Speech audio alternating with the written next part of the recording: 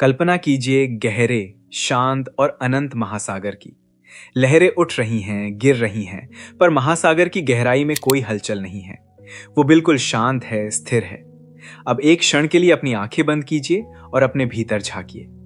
आपके भीतर भी एक ऐसा ही महासागर है, जिसे हम आत्मा कहते हैं। सनातन धर्म का सबसे बड़ा सत्य यही है कि आत्मा अकर्ता है। वो कुछ नहीं करती। वो न जन्म लेती है, न मरती है, न सुख भोगती है, न दुख सहती है। वो बस एक साक्षी है, एक गवाह है। लेकिन यहीं पर इंसान का दिमाग उलझ जाता है। यहीं पर एक ऐसा सवाल खड़ा होता है जो सदियों से बड़े बड़े ज्ञानियों की रातों की नींद उड़ा चुका है। अगर आत्मा कुछ करती ही नहीं है, अगर वो निष्क्रिय है, तो फिर महाभारत के युद्ध के बीच कुरुक्षेत्र के उस भयानक मैदान में खड़े होकर भगवान श्री कृष्ण ने अर्जुन से ये क्यों कहा कि जब जब धर्म की हानि होती है, तब तब मैं अपनी प्रकृति को अपने अधीन करके अपनी योग माया से प्रकट होता हूं, मैं अवतार लेता हूं।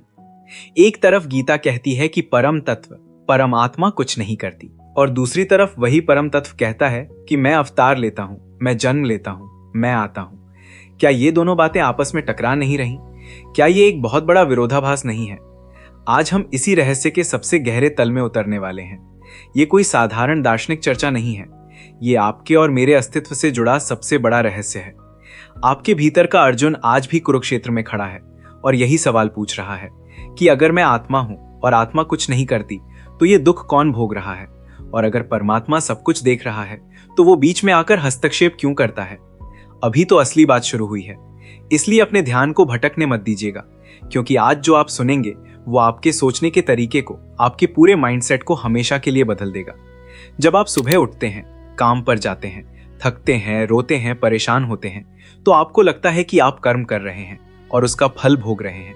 आप प्रकृति के नियमों से, तीनों गुणों सत्व, रजस और तमस से पूरी तरह बंधे हुए हैं। आपके जन्म पर आपका कोई नियंत्रण नहीं था। आप किस घर में पैदा होंगे, आपके माता पिता कौन होंगे, ये आपने तय नहीं किया। ये सब आपके पिछले कर्मों का नतीजा था। आप एक ऐसी जेल में हैं जहां की दीवारें आपको दिखाई नहीं देती, लेकिन आप हर पल उस जेल के नियमों से बंधे हैं। इस जेल का नाम है माया, जिसे हम महामाया भी कहते हैं। महामाया आपको ये भुला देती है कि आप कौन हैं। वो आपको ये विश्वास दिला देती है कि आप ये शरीर हैं, आप ये मन हैं, आप ये अहंकार हैं। और इसी भ्रम में, इसी अज्ञान में इंसान जन्मों जन्मों तक भटकता रहता है। हम कर्मों के धक्के खाकर बार बार इस दुनिया में फेंके जाते हैं। पर श्री कृष्ण का जन्म ऐसे नहीं होता। श्री कृष्ण कर्मों के धक्के खाकर पैदा नहीं होते। जब वो आते हैं तो वो किसी मजबूरी में नहीं आते, वो अपनी इच्छा से आते हैं। और यही वो बिंदु है जहां हमें योग माया के रहस्य को समझना होगा। क्या आपने कभी सोचा है कि जब एक कैदी जेल में जाता है तो वो बेड़ियों में जकड़ा होता है, वो रो रहा होता है, वो मजबूर होता है। लेकिन जब उसी जेल में जेलर प्रवेश करता है तो क्या वो भी मजबूर होता है? जेल का दरवाजा वही है, दीवारें वही हैं, हवा वही है। कैदी भी उसी जेल में है और जेलर भी उसी जेल में है। लेकिन कैदी जेल के नियमों का गुलाम है, जबकि जेलर के हाथ में उस जेल की चाबियां हैं। वो जब चाहे आ सकता है, जब चाहे जा सकता है। हम और आप जब इस संसार रूपी जेल में आते हैं तो हम कैदी होते हैं, हम महामाया के गुलाम होते हैं। लेकिन जब परमात्मा इस संसार में आते हैं तो वो जेलर की तरह आते हैं। उनके हाथ में जो चाबी है, उस चाबी का नाम है योग माया। योग माया कोई भ्रम नहीं है, वो कोई अज्ञान नहीं है। योग माया परमात्मा की वो परम शक्ति है, वो शुद्ध चेतना है, वो एनर्जी है जिसके जरिए अनंत और निराकार भगवान एक साकार रूप लेते हैं, बिना अपनी अनंतता को खोए। इसे ऐसे समझिए, जब आप एक सपना देखते हैं तो आप सपने में पूरी तरह खो जाते हैं। अगर सपने में शेर आ जाए तो आपको सचमुच पसीना आ जाता है, आपकी धड़कन बढ़ जाती है। आप भूल जाते हैं कि आप अपने बिस्तर पर सुरक्षित सो रहे हैं। ये आम इंसान की स्थिति है। लेकिन कभी कभी कुछ लोगों को ऐसा सपना आता है जहां उन्हें पता होता है कि वे सपना देख रहे हैं। इसे ल्यूसिड ड्रीमिंग कहते हैं। उस सपने में भी शेर आता है, पर वे डरते नहीं हैं, क्योंकि उन्हें अंदर से पता होता है कि ये सब एक खेल है, ये सच नहीं है। योग माया बिल्कुल वैसी ही है।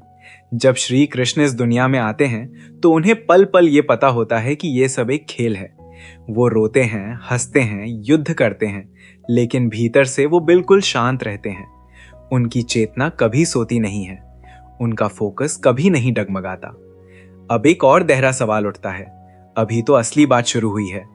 अगर ये सभी खेल है तो परमात्मा इस सृष्टि में हस्तक्षेप करते ही क्यों हैं?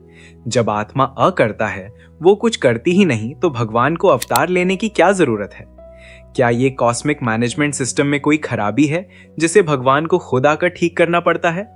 नहीं, इसे समझने के लिए हमें गहराई में जाना होगा। भगवान इस दुनिया में किसी व्यक्ति को मारने या किसी को बचाने के लिए नहीं आते। अगर उन्हें सिर्फ कंस या रावण को मारना होता तो क्या पूरे ब्रह्मांड को चलाने वाली शक्ति के लिए एक पापी को मारना इतना मुश्किल था कि उसे 9 महीने मां के गर्भ में रहना पड़े? एक संकल्प मात्र से कंस के प्राण निकल सकते थे। तो फिर अवतार क्यों? अवतार का असली उद्देश्य सिर्फ धर्म की रक्षा करना नहीं है, बल्कि सोई हुई चेतना का जागरण करना है। जब इंसान महामाया के अंधेरे में पूरी तरह खो जाता है, जब वो ये भूल जाता है कि वो एक शरीर नहीं बल्कि एक अनंत आत्मा है, तब परमात्मा अवतार लेकर आते हैं। वो हमारे स्तर पर आते हैं ताकि हम उन्हें समझ सकें। अगर भगवान अपनी अनंत निराकार रूप में हमसे बात करेंगे तो हम डर जाएंगे, हमारा मन उसे ग्रहण ही नहीं कर पाएगा। इसीलिए वो हमारी तरह एक मनुष्य का रूप लेते हैं। वो हमारी तरह रोते हैं ताकि हमें बता सकें कि रोते हुए भी अंदर से कैसे शांत रहा जा सकता है। वो हमारी तरह युद्ध करते हैं ताकि हमें बता सकें कि बिना नफरत के, बिना कर्मों के बंधन में बंधे अपने कर्तव्य का पालन कैसे किया जा सकता है। यही अवतार का सबसे बड़ा रहस्य। आम इंसान कर्म करता है और भगवान लीला करते हैं। दोनों में क्या फर्क है? जब आप कोई काम इस नियत से करते हैं कि इससे आपको कुछ मिलेगा, कोई फायदा होगा, या आप किसी डर से कोई काम करते हैं, तो वो कर्म है। कर्म आपको बांधता है। लेकिन जब आप कोई काम सिर्फ उस काम के आनंद के लिए करते हैं, उसमें कोई स्वार्थ नहीं होता, कोई लालच नहीं होता, तो वो लीला बन जाती है। जब बच्चे बारिश में खेलते हैं तो वे कोई महान उद्देश्य पूरा नहीं कर रहे होते, वे बस खुश होते हैं। उनकी वो ऊर्जा, वो खुशी एकदम शुद्ध होती है। परमात्मा की हर क्रिया एक लीला है। वे अवतार लेते हैं क्योंकि उनका स्वभाव ही प्रेम और करुणा है। वे अकर्ता होकर भी सब कुछ करते हैं। जैसे सूर्य आसमान में बस चमकता है, सूर्य नीचे आकर कमल के फूल को नहीं खिलाता। सूर्य की रोशनी पड़ते ही कमल खुद ब खुद खिल जाता है। सूर्य अकर्ता है, लेकिन जब कमल को खिलाने के लिए सूर्य की वो ऊर्जा, वो रोशनी प्रकृति के नियमों का इस्तेमाल करती है, तब उसे हम योग माया कह सकते हैं। श्री कृष्ण कहते हैं, मैं अपनी प्रकृति को अपने अधीन करके प्रकट होता हूँ। इसका मतलब है कि वो माया के गुलाम नहीं बनते, बल्कि माया उनकी दासी बनकर उनके आदेश का पालन करती है। हम जब पैदा होते हैं तो प्रकृति हम पर राज करती है। हमें भूख लगती है, हमें दर्द होता है, हमें मौत का डर सताता है। लेकिन श्री कृष्ण जब पैदा होते हैं तो प्रकृति उनके इशारों पर नाचती है। यमुना नदी अपना रास्ता दे देती है, जेल के ताले खुद ब खुद खुल जाते हैं, क्योंकि वो कॉस्मिक मैनेजमेंट सिस्टम के रचयिता हैं, उसके गुलाम नहीं। अब सोचिए, क्या ये ज्ञान सिर्फ एक कहानी है? नहीं, ये आपके जीवन का सबसे बड़ा सच है। आज आप जो भी संघर्ष कर रहे हैं, जो भी दुख सह रहे हैं, वो इसलिए है क्योंकि आपने खुद को प्रकृति के अधीन मान लिया है। आप भूल गए हैं कि आपके भीतर भी वही आत्मा है जो श्री कृष्ण के भीतर है। आत्मा अकर्ता है, वो कभी दुख नहीं भोगती। आपका अहंकार दुख भोग रहा है, आपका माइंडसेट दुख भोग रहा है। जिस दिन आप इस बात को गहराई से समझ लेंगे, उस दिन आपके जीवन की सारी परेशानियां लीला बन जाएंगी। आप भी काम करेंगे, आप भी संघर्ष करेंगे, लेकिन आप अंदर से मुस्कुरा रहे होंगे। आपको पता होगा कि ये सब एक खेल है और आप इस खेल के सिर्फ एक पात्र नहीं, बल्कि आप ही इस खेल को देखने वाले साक्षी हैं। यही सनातन धर्म की सबसे बड़ी खूबसूरती है। यही गीता का सबसे गहरा रहस्य है। श्री कृष्ण का अवतार हमें यह बताने के लिए होता है कि तुम कमजोर नहीं हो, तुम शरीर नहीं हो, तुम अनंत हो। वो हमारे भीतर सोए हुए ब्रह्म तत्व को जगाने के लिए आते हैं। उनका अवतार कोई ऐतिहासिक घटना नहीं है जो हजारों साल पहले घट गई और खत्म हो गई। उनका अवतार हर उस पल होता है जब आप अज्ञान के अंधेरे से ज्ञान की रोशनी की तरफ कदम बढ़ाते हैं। जब आपके भीतर अनुशासन, ध्यान और चेतना का जन्म होता है, तब समझ लीजिए कि आपके भीतर श्री कृष्ण ने अवतार ले लिया है। आपकी योग माया जागृत हो गई है। ये कोई साधारण बात नहीं है, ये जीवन को देखने का पूरा नजरिया बदलने वाली बात है। आप जब तक खुद को शरीर मानेंगे, तब तक आप कर्मों की बेड़ियों में बंधे रहेंगे।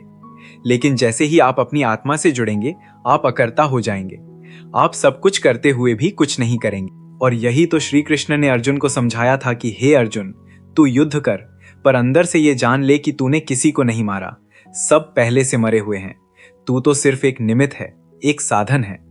जब हम अपनी इच्छाओं को, अपने स्वार्थ को छोड़कर परमात्मा के हाथ का साधन बन जाते हैं, तब हमारे जीवन में दुख का कोई स्थान नहीं रह जाता। हम सिर्फ बहते हैं, एक नदी की तरह जो बिना किसी शर्त के समंदर की तरफ बहती है। आज का ये ज्ञान आपको उसी समंदर की गहराई में ले जाने के लिए था। अगर आपने आज के इस रहस्य को महसूस किया है तो अपने भीतर एक शांति का अनुभव करें। अगर आप भी अपनी आत्मा की इस अनंत यात्रा को समझना चाहते हैं, अगर आप भी अपनी चेतना को सनातन तरीके से जगाना चाहते हैं, तो कमेंट में योग माया लिखें, इस वीडियो को लाइक करें और प्रैक्टिकल गीता को सब्सक्राइब करना ना भूलें।